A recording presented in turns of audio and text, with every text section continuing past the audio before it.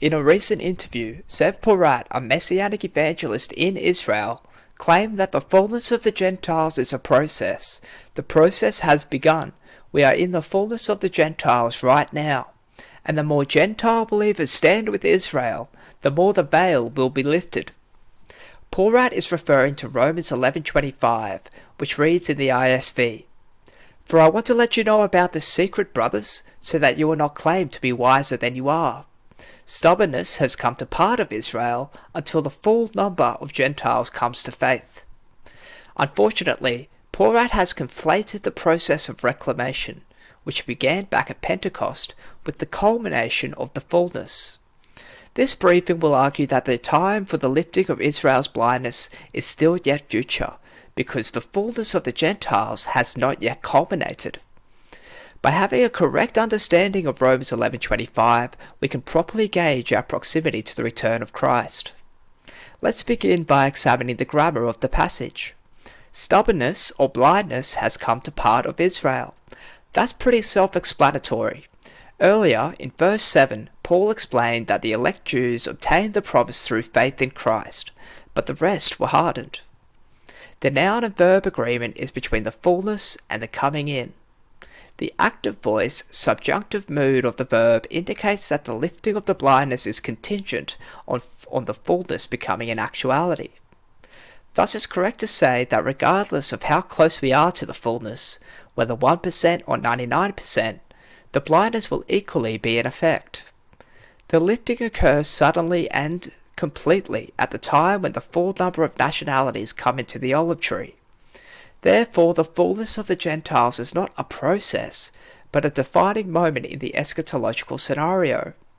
As recognized by Richardson when he states, this will be the pattern. We will first see the full number of Gentiles in this present age come in, followed by the return of Jesus, then the salvation of all Israel. The fullness of the Gentiles is the pivotal event between the dispensation of grace and the return of the Lord. Now this begs the question, what does the fullness of the Gentiles actually look like?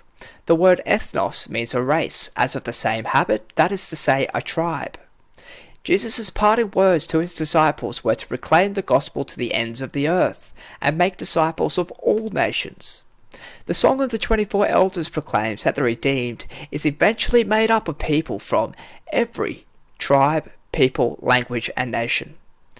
The fullness may also have something to do with geography, given that baptism is an exercise in spiritual warfare, designed to announce the redemption of mankind out from under the principalities of lesser divine beings. Heiser observes that the purpose of Paul's life is to reach the last nation on earth, so that he can complete the task of bringing in the fullness of the Gentiles. Al says that the Lord is actually being restrained by the extent to which the gospel has gone out. Since the day of the Lord will only come when the gospel has been preached everywhere, that which restrains is the will or plan of God, that the gospel be proclaimed to all men. Perhaps this is what Peter means when he says, look forward to and hasten the coming of the day of God. Neglecting the Great Commission could effectively stall the coming of Christ. Therefore, it is likely that the full number of ethnon in Romans 11:25 is concerned with ethnicity, geography, and language, and is not simply a large number of non-Jews. The Joshua Project concords with this understanding of ethnon, classifying a people group as the largest group within which the gospel can spread without encountering barriers of resistance.